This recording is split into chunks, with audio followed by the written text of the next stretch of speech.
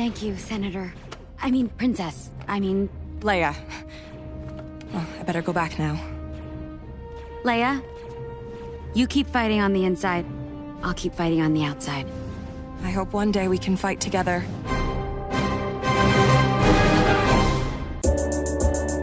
You've never heard of the Millennium Falcon? Should I have? It's a ship that made the Castle Run in less than 12 parsecs. Hey everyone, and welcome to Castle Run Weekly. My name is Danny. I'm Heather.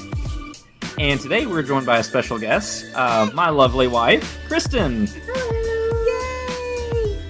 So many of you may recognize her voice from our Snoke episode. That was really fun to do. She and I took on the identity of Snoke. And I have been wanting to tell you, Kristen, you played my place beautifully. Yay! I'm so glad I pleased you. I was so proud. So are you any closer to finding out who Snoke is? No. They did release some stuff about him, though, so... Mm-hmm. Yeah, we got some leaked photos here recently. A lot of people still think it's, oh, God. I saw a lot of them of the first youngling that Anakin killed. Yeah. And, as him being Snoke.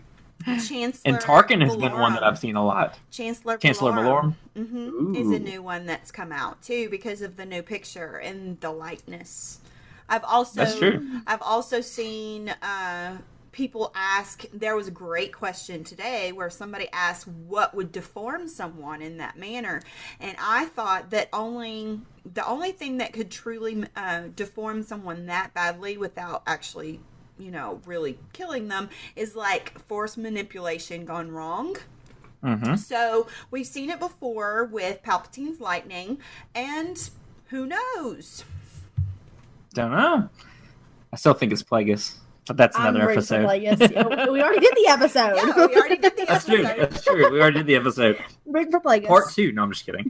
No. Part 2 will be when The Last Jedi actually comes out and we find out that Snoke is probably just Snoke. Yeah. So Right. That's my theory, is that Snoke is Snoke. I mean, there you I go. wouldn't be mad, but I just need a good story with it. So before we get into our main topic of discussion, which I think we got a lot of feels for, I wanted to talk about some of the stuff that came out in D23 because Heather, you were on vacation. I was during that, and so we didn't quite miss it, but we weren't able to get together on it and everything. And so I did want to kind of talk about it, kind of briefly. I feel like it's worth mentioning at least. But guys, there's been a monumental thing happen. I got Heather to actually watch a trailer. Yes. A behind-the-scenes trailer, nonetheless. That is when you know that I actually, there's the love. There's the love. Because I don't do that. She doesn't like spoilers.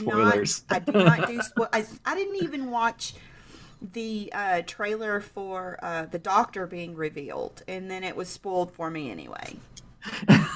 You couldn't escape. I couldn't. Which kind of it was everywhere, though. Let's be fair.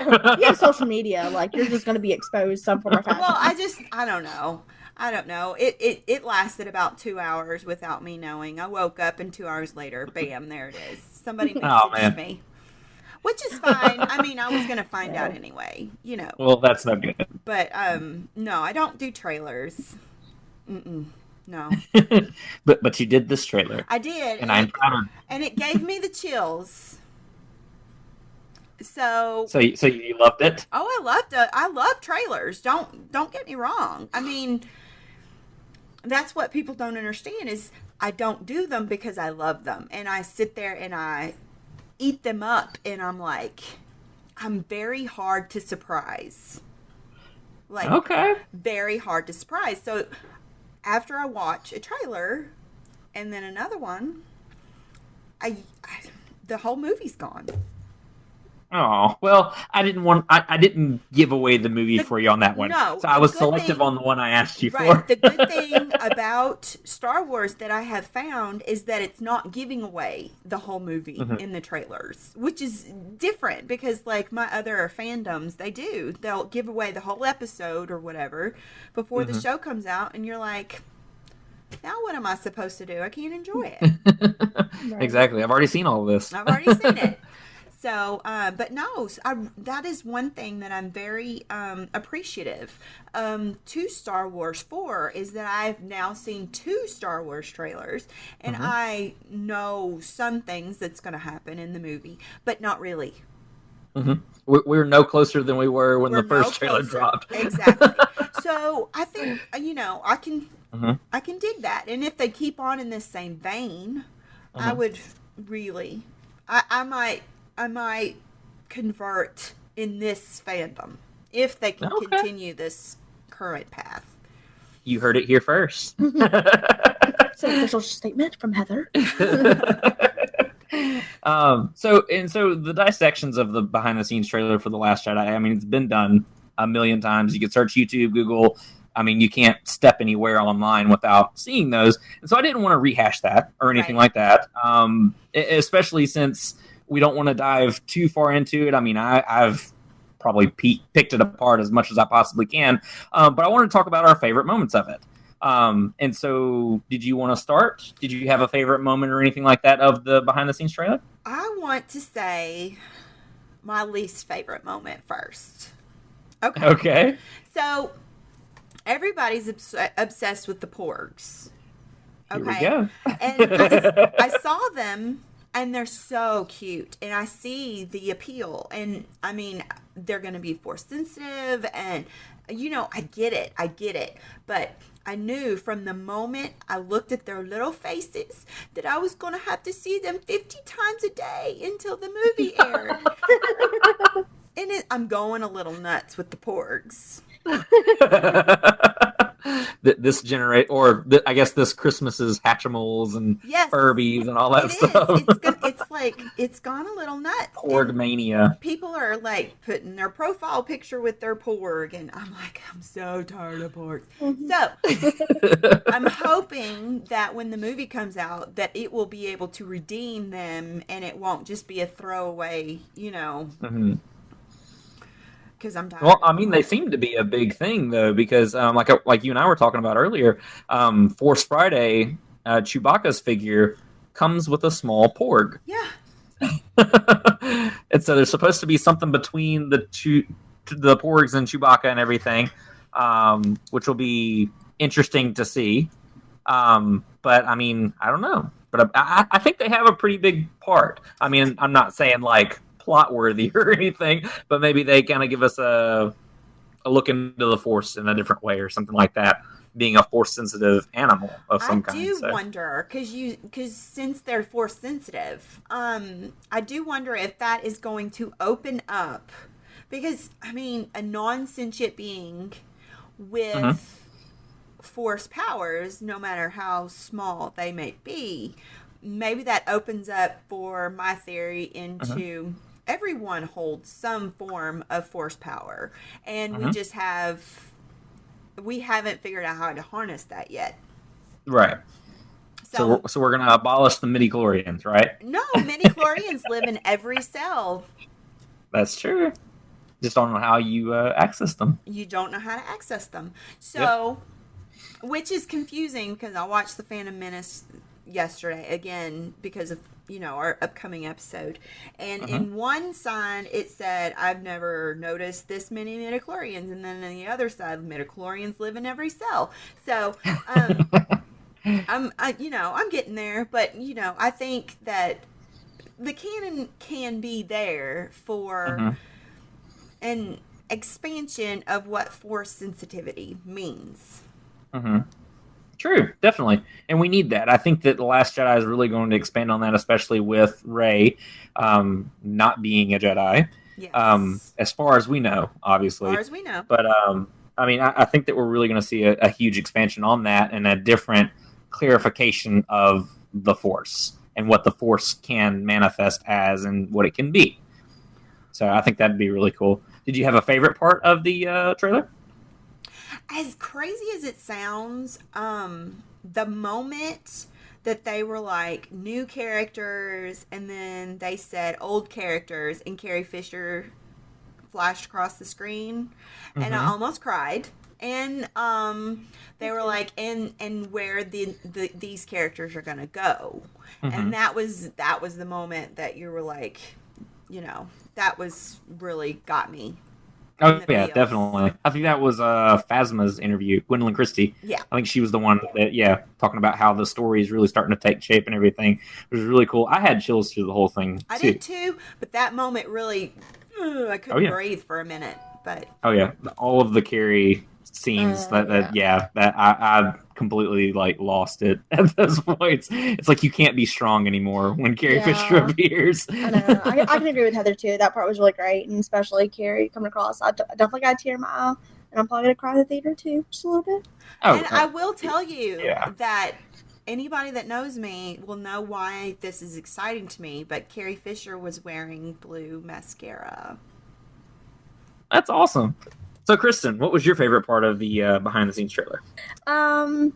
That's a good question. I don't know if I really had a favorite part. I do agree with Heather on parts of Carrie Fisher. It was really great. I do think the Porgs are cute, but I can understand Heather's hate for seeing them everywhere until the movie. I can understand that.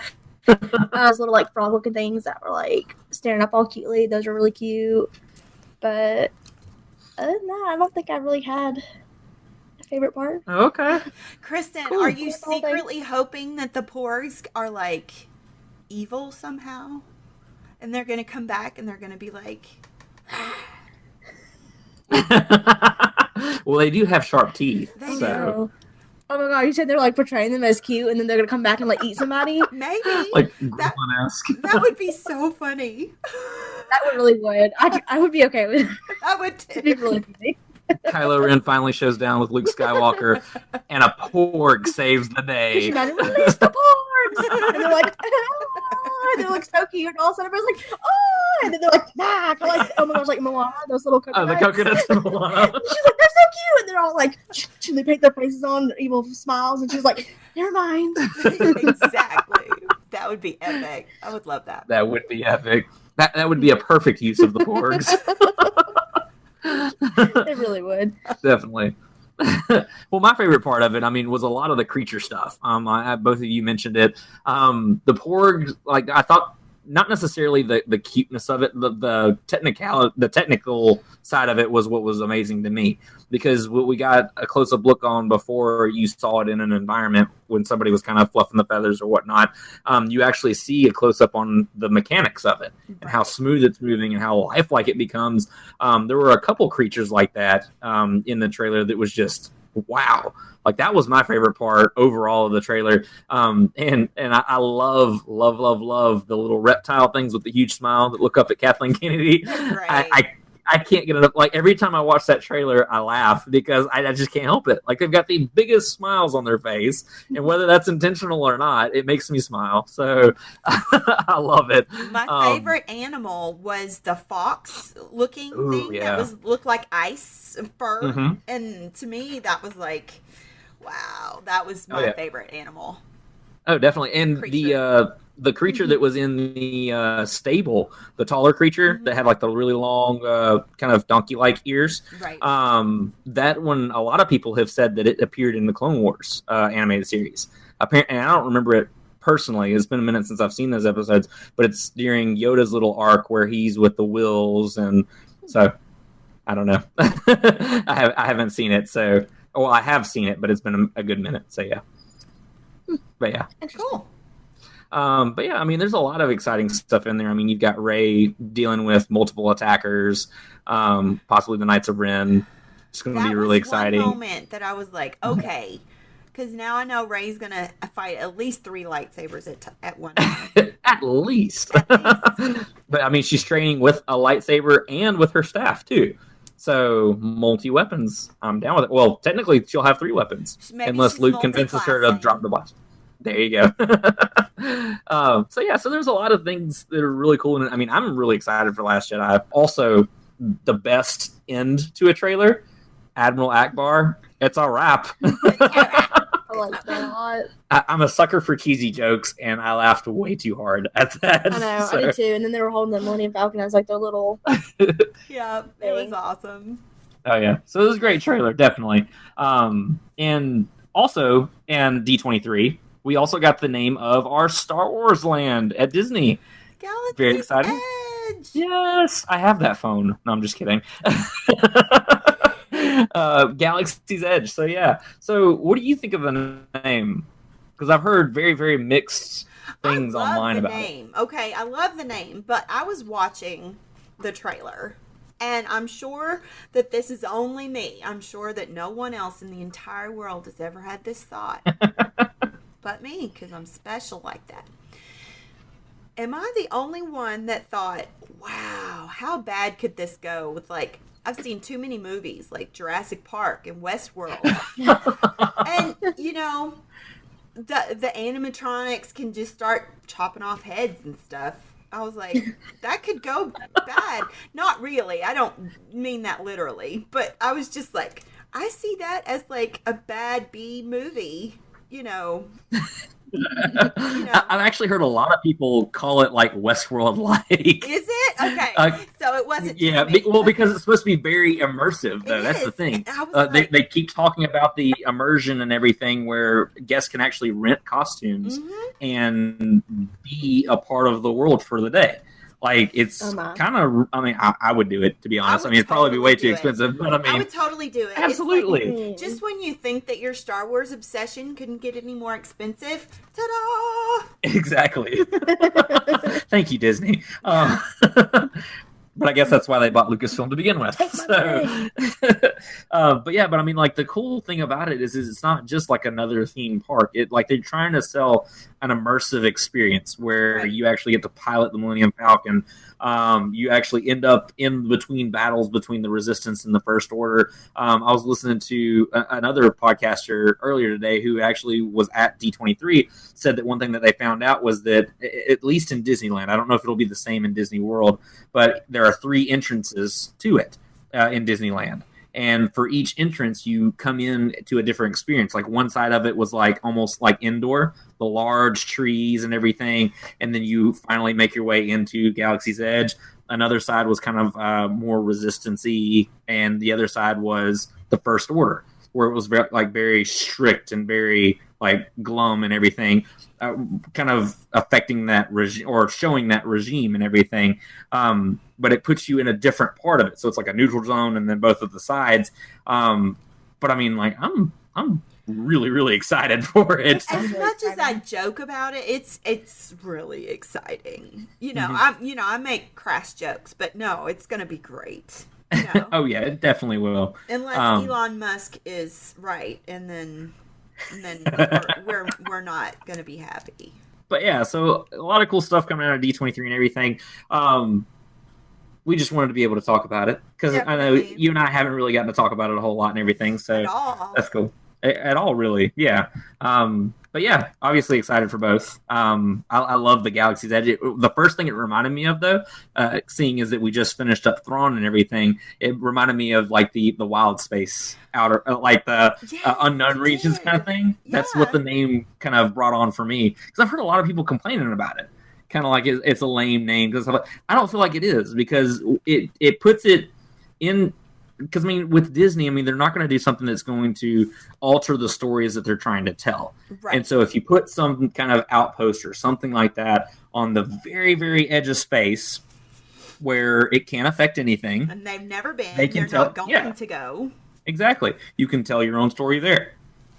So, because I mean, a lot of it's like you get to be parts of the stories, and that's what I think is going to be really cool. You know, when I do write my fanfic, people tend to be like, "Well, we don't know this character," or blah blah blah, and I'm like, exactly. It doesn't always have to be right in the middle of what you know and love. Right. You can branch out and love something else. It's okay. Exactly. They'll still you can still love both, you know. That's true. That's true. You mean your only fandom is not Star Wars? Oh, how dare you! As I have my Harry Potter and my Doctor Who behind me. Cool. I will even go as far as to say my only fandom is not Star Wars, and I will even alienate a lot of people and say that my fandom for Star Wars did not begin until, I'd say, a year ago. So there you You go. told me that recently, and I was very shocked. I did not know that. I thought that was really cool because I had thought that you'd been a fan Well, as long as I had, or if not No, longer. my parents didn't like Star Wars. We were not a Star Wars family. We were a Star Trek family. Ah, okay. And so I didn't have any access to Star Wars. And then when I did have access to Star Wars, it was all of my guys watching it every single week. And then one day I found the novels. Mm-hmm. And I started reading them, and that's when I fell in love with Star Wars. And then I went and watched some episodes of Rebels, and the rest is history. And now I'm on a Star Wars podcast because it's all or nothing, baby. There you go. Nice.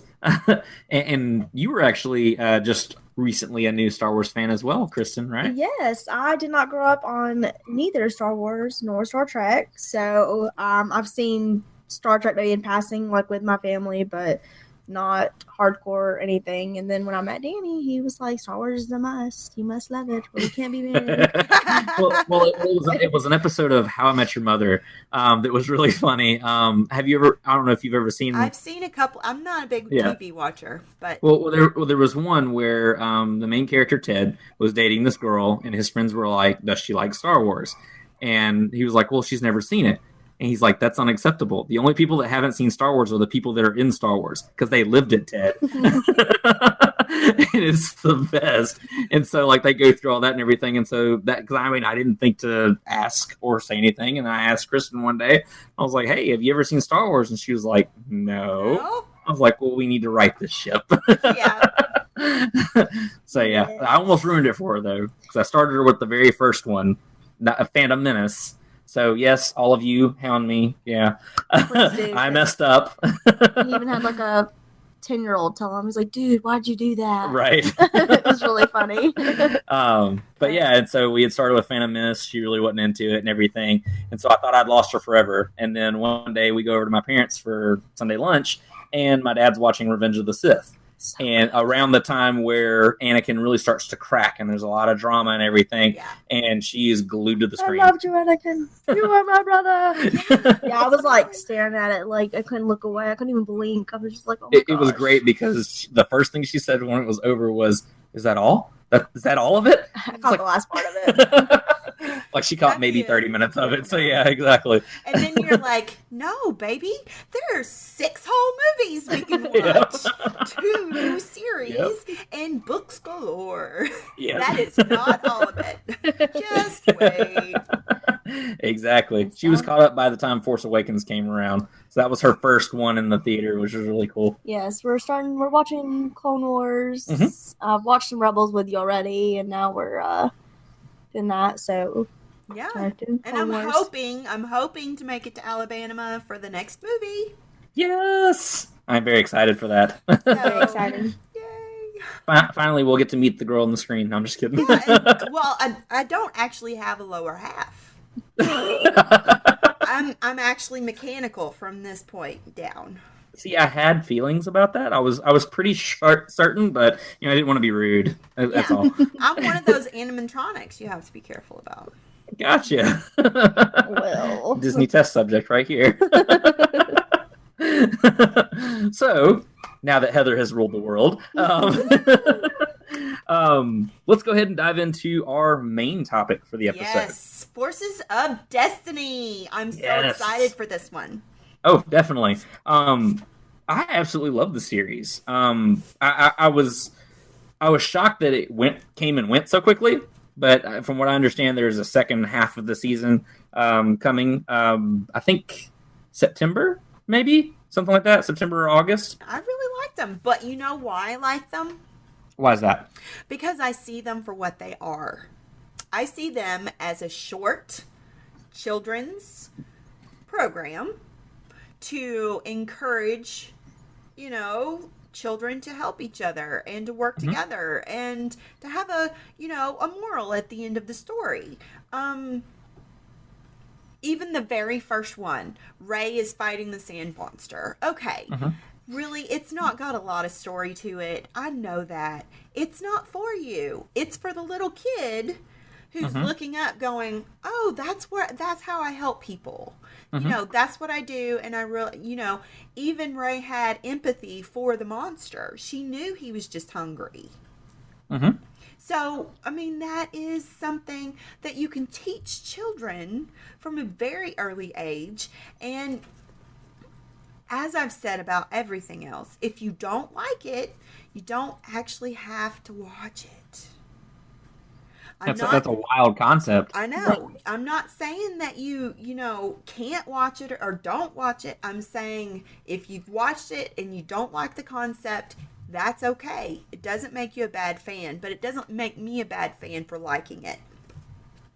That's true. And I enjoyed Forces of Destiny, definitely. And like you said, it was very childlike and everything, which is fine. It's for that age group. We're having sex. Because I mean, being adult watching it, I mean, I would show that to my child if I had one. And I mean, that's for kids. The whole helping people, being kind to each other, helping people in need, which is 98% of this is about helping someone else in need or being there for someone else. And that's amazing. Padme and Ahsoka, they work together to defeat the baddie. Teamwork. You know, Right. Teamwork. I mean, this isn't, these don't need to be heavy topics. These can be truly light topics and still teach a lesson.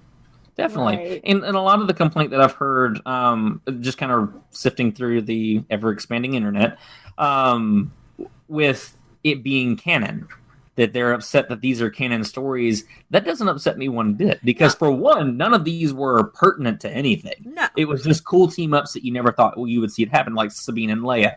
I love that. And IG-88 shows up. I thought that was the coolest thing ever. Exactly. It was a cool team-up. It was a fun episode. Why does it have to be a super exposition pertinent to the entire galaxy? Exactly. Just because it's canon. I get that. Okay.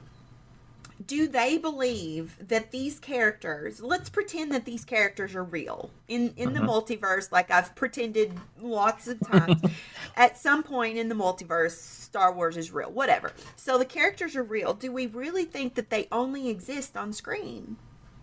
They have lives outside of these scenes.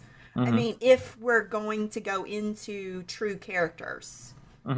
And this simply expands on that. It is not derogatory to say that Padme and Ahsoka were fixing dinner together. That's not a bad thing. And it doesn't mess with your story. It doesn't have anything to do with your story.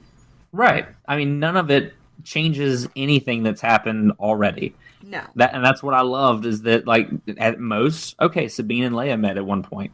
That is awesome. Padme and Ahsoka met at one point. Yeah. Equally awesome. I mean, yeah, and I love every single thing about that. One thing that I did heard, I forget that they were in they Clone did meet a Wars. lot, yeah. They were in Clone Wars together. I haven't seen Clone Wars, so I forget. Just Yeah, thought of that. Padme and Ahsoka were, Sabine and Leia were a new thing. I think Yeah, they were. did meet at one point in Rebels in passing, but never actually worked together, because that was a full-on operation. That Leia was, I think she was captured or something. I thought she was walking the prison or something like that. Right, I thought that was Ezra and Kanan that she met. That may have been Ezra and Kanan that she met. I didn't think she met Yeah. Sabine. I wasn't sure. I'm not sure, but I Yeah. thought. Anyway. Let us know.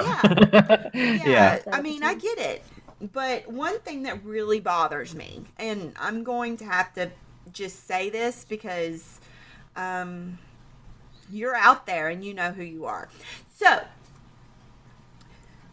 this is a heroine-centric show. Yes, I get that.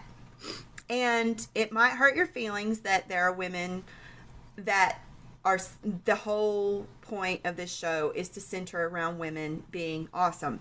And that could hurt your feelings a little bit, and I get that. But I don't understand where the hate is coming from because we're shoving feminism down people's throats. Because, you know, there are a lot of movies that they're male centric. Star Wars has been male centric for a very long time. And there's hashtags like forces of feminism, which, okay, I don't particularly think is a derogatory term, because I know what feminism is, but usually it's considered derogatory, and the people that are using it are considering it derogatory. And I don't understand why it bothers people so bad. Because there are actually action figures now of Sabine and Leia in the stores. Which is incredible. I can go get my kids Rey's staff. Okay? I want to tell you, when I walked into the store, even before this show came out, you couldn't find that stuff. No, there was a whole thing of even when The Force Awakens, I think it was the Monopoly game that Rey was missing, and it was branded as The Force Awakens. It was all guys, and they were like, "Oh well, we can send you a Rey figure," and I think that still stands now and everything too. But I mean, yeah, the women have greatly been just kind of pushed to the side. Right, females in Star Wars tend to be marginalized in a lot of ways, and this is an opportunity that people are mad at because of a kid's story that has girls in it. And it's a little disheartening. It's very disheartening. Yeah, I would agree with that. It's just, I mean, it doesn't make sense to me because again, I mean, the stories are great. They're great for kids. Yes. There's nothing wrong. The only complaint I think I have out of the entire thing is that I don't like how they drew Anakin. Okay. Super Lips Anakin was a little weird. Yes, but he did look, but all the characters kind of look. He did. He kind of looked like the Beast in Beauty and the Beast after he became a man again. The man again, yeah. Yeah, I see that. He did look. But I mean, that was my only complaint out of the whole thing, because that did look a little strange. I mean, if the only thing that you have to complain about is that Anakin looks funny, or like, I don't know, a French onion or whatever, there is really nothing wrong with the series. If that's the only thing that you have to complain about. Definitely. Kristen, what did you think? I loved it. I thought it was amazing. I mean, eventually, when we have kids, I want to be able to show that to our daughters or daughter, however many we have, or our son. I mean, yeah, it's not just that, but I mean, I don't know. The little girls are going to be more prone to it just because of the fact that they're going to be able to look up to the women of Star Wars and be like, "That's cool. Like, I want to be like her." I don't know. I've got 2 boys. I don't have girls, but they will have those toys. Hey, I mean, anyone can have them. So I get where you're coming from. So it's like, but all the hate's unnecessary. No, so it's not necessary. Definitely. And that's the thing is, I mean, even before Forces of Destiny came out, I mean, you and I have talked extensively across multiple episodes about Forces of Destiny, just in passing about how excited we were about it and everything. And the fact that a little girl can look up on screen and go, I want to be like her. Or, that time that Rey was kind to the sand creature, I want to be kind to so-and-so, or I want to do this. One thing that's stuck with me, and not try to embarrass McKenna at all, but one thing that stuck with me is one thing that she talked about how Ahsoka inspired her, talking about how maybe she just doesn't feel like working out one day or something like that, or maybe she is having a trouble deciding on something. It's like, well, what would Ahsoka do? Right. Ahsoka wouldn't skip Jedi training. Ahsoka would do this, Ahsoka would do that and everything. And for girls, guys, young and old, everybody, I mean, that's what's incredible about it, is that you have someone to look up to. Even at such a young age, whether you be a boy or a girl, it doesn't matter. You have somebody to call a role model that you can relate to and teaches really important things in life, because that's the whole thing that George Lucas made Star Wars for, and he even said this at Celebration this year, was that it was a coming of age story. He wanted to focus it towards preteens and teens that are coming into becoming a man or becoming a woman, of these are the things that you should know in your life. These are the things that you should learn the things that you're going to discover. Let me help you find your way, basically. That's the purpose of Star Wars. It is. And Forces of Destiny embodies that perfectly. It does. And I think it's a story of inclusiveness. You know, they exist whether they're next to a male or not. That's true. Because they were in the movies or the animated series anyways. And they rocked it. Oh, yeah, they did. They definitely did. Well, what was your favorite episode? My favorite episode was probably the first one, simply because it was my first introduction. I apologize, my dogs are going nuts. I would say the first one just because, you know, she could empathize with a creature that most people would just probably kill faster than walking away. Right. And then she wound up feeding it, and then she wound up feeding it again. So... And it ended up helping her in the end, too. Exactly. Against the Tito. Exactly. The Tito? Yeah.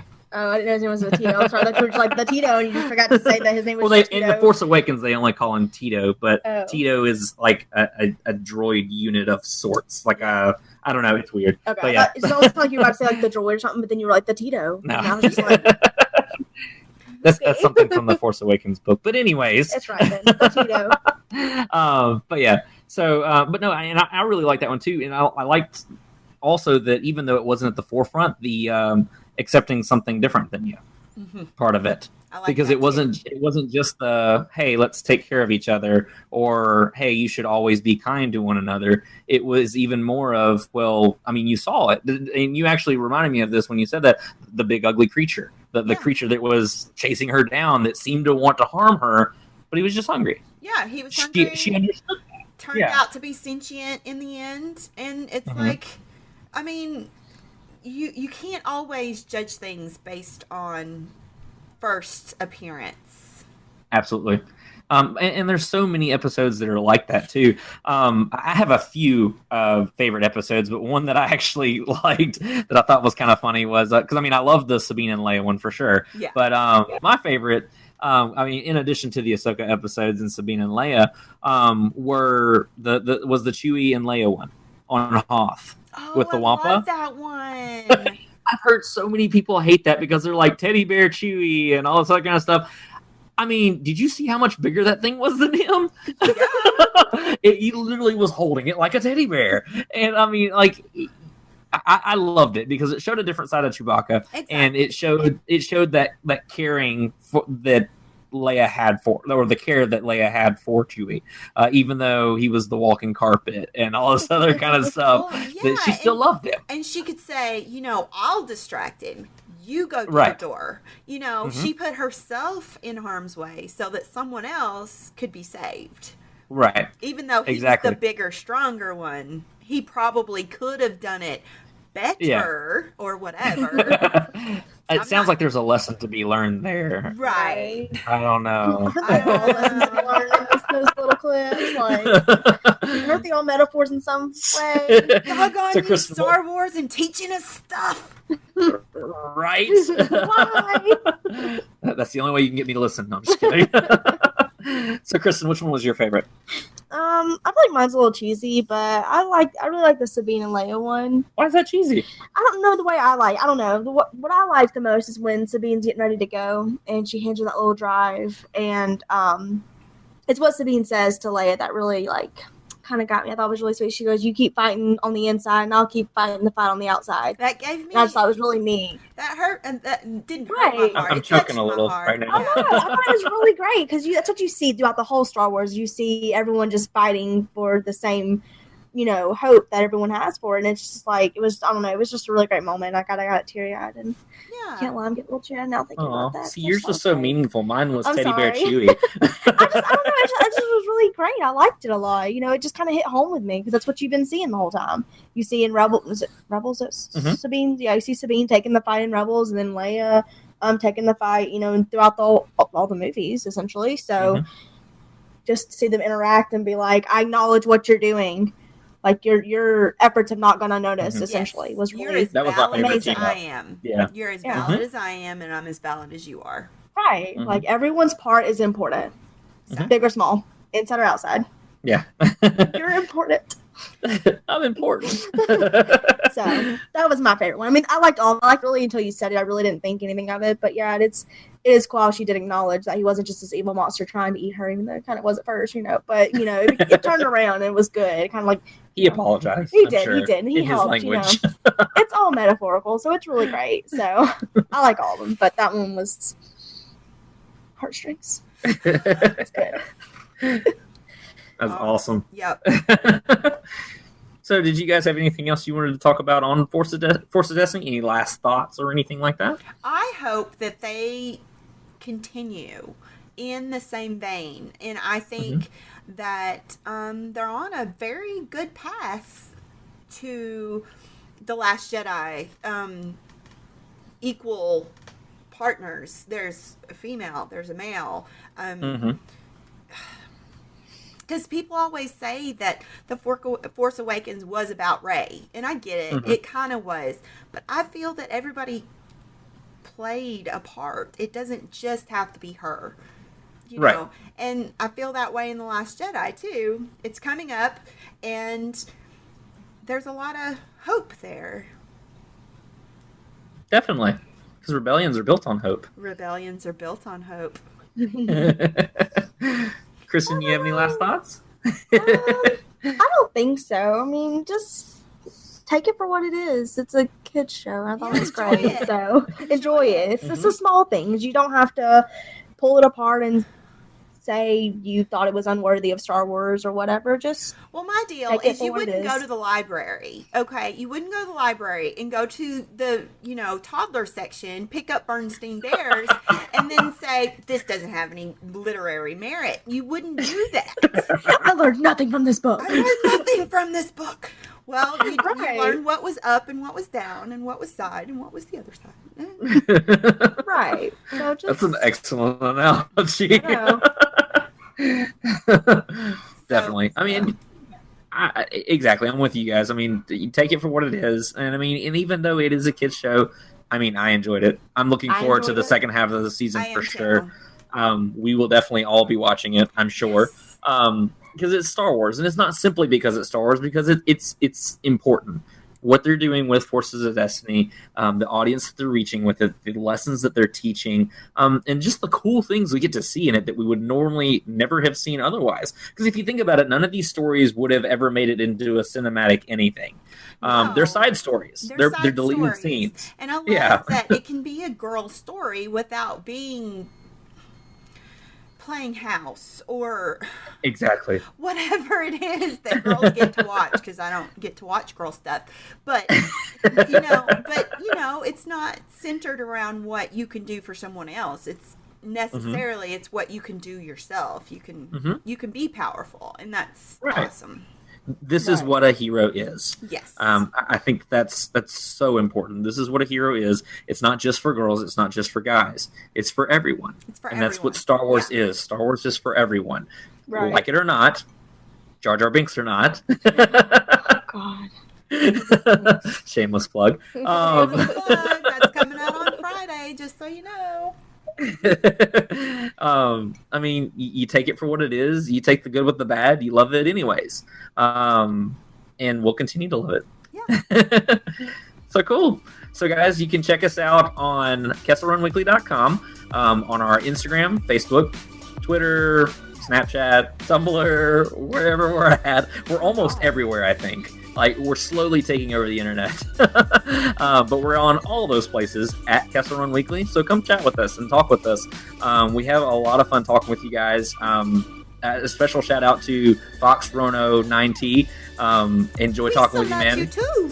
Yeah, we still love you too. Big a time. That's probably not as close as I'm going to get. So guys, and until next time, my name is Danny. I'm Heather. And may the Force be with you.